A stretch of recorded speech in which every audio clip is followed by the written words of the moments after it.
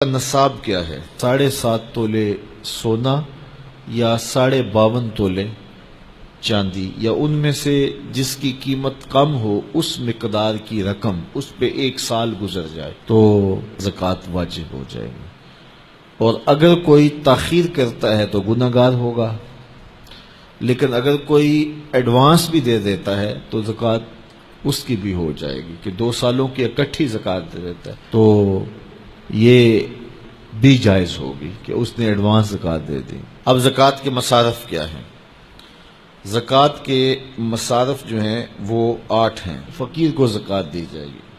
فقیر وہ ہوتا ہے جس کے پاس کچھ بھی نہ ہو، نہ گھر ہو، نہ مکان ہو، نہ اس کے پاس کوئی زر ہو، بس بالکل خالی مخالی، ایسا شخص فقیر کہلاتا ہے، تو اس کو زکوٰۃ دی جائے۔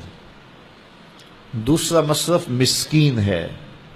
مسکین ایسے شخص کو کہتے ہیں کہ جس کے پاس اپنا ذاتی گھر تو ہے اور تھوڑا بہت کام کاروبار بھی ہے، بچوں کی روٹی روزی بھی چلتی ہے، لیکن اس کے پاس اتنے پیسے جمع نہیں ہوئے کہ وہ نصاب کی ملک تک پہنچیں، یعنی 7.5 تولے سونا یا 52.5 تولے چاندی، یا ان دونوں میں سے کسی ایک کی قیمت اس کے پاس نہیں ہے، تو وہ مسکین کہلائے گا، تو وہ بھی زکوٰۃ کا مستحق ہے۔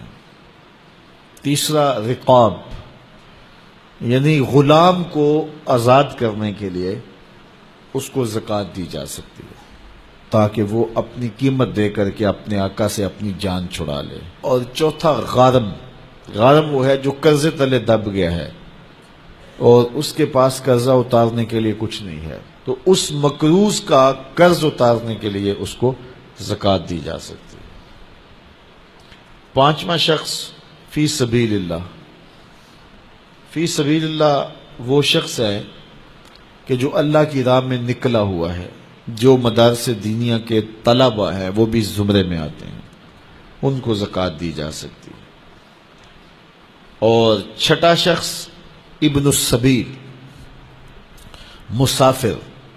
مسافر کو زکوٰۃ دی جا سکتی ہے، اگرچہ وہ مالدار ہے لیکن جب وہ سفر میں آیا تو اس کے پاس کچھ نہیں ہے، تو اب وہ ضرورت مند ہو گیا، مال تو اس کے علاقے میں ہے، تو اب اس کو زکوٰۃ سے آپ مدد کر سکتے ہیں۔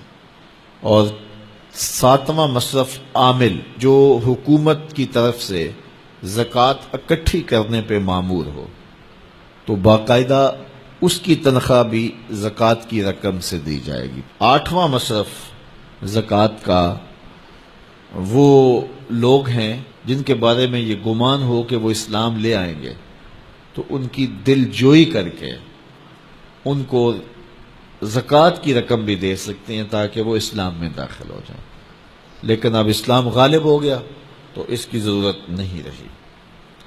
اللہ اکبر۔